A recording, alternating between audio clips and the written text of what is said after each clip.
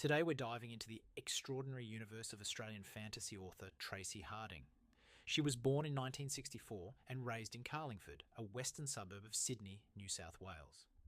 With many published novels, countless devoted readers, and a career that spans decades, Traci has carved out a place as one of the country's most imaginative voices in speculative fiction. Traci wasn't always destined to be a writer. In fact, as a child, she wasn't much of a reader at all. She was a dreamer. Books felt too slow, or their endings never matched the ones she imagined, so she started inventing her own stories, tales she would share with her friends. It wasn't until a friend went overseas and begged her to write something down that she began to put words to paper. That attempt grew into scripts, screenplays, and eventually the first seeds of what would become her debut novel, The Ancient Future. But before The Ancient Future, there was a different story, a script called The Immortal Bind. It was a tale inspired, believe it or not, by conversations about Enid Blyton's magic wishing chair. Traci hadn't read Blyton's book, but the idea of a wishing chair for adults, fused with her passion for history and the esoteric, became the foundation of a reincarnation story that would stay with her for decades. The Immortal Bind tells the story of John, an English artist, and Sarah, an Australian fashion designer, who each come into possession of antique chairs.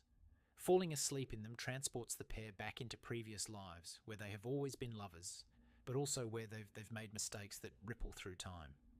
With each new lifetime, a villain reappears, and time begins to run out even in the present day. Only by learning from their karmic past can John and Sarah finally break the cycle. Originally written for film while Traci was working at a North Sydney studio, The Immortal Bind was ambitious, spanning multiple eras and locations. But like her earlier script chairs, it was simply too big for the Australian film industry at the time. Still, the story refused to die. Over the years, Traci deepened its characters, expanded its mythology, and gave the magical chairs a history and power all their own. Eventually, in a moment of perfect symmetry, The Immortal Bind was published as her 20th novel. A full circle moment, as the Mayans might say, 20 years after it was first conceived. Her big breakthrough, though, came with The Ancient Future. When Traci first finished it, a friend asked who she'd like to publish her work. She glanced at her bookshelf, filled with HarperCollins titles, and said almost casually, well, HarperCollins would be good. And so it was. With her agent Selwa Anthony, the manuscript landed at HarperCollins Voyager Australia. At the very first meeting, Traci was told her heroine was too perfect and she'd need to cut 60,000 words. Her response was simple.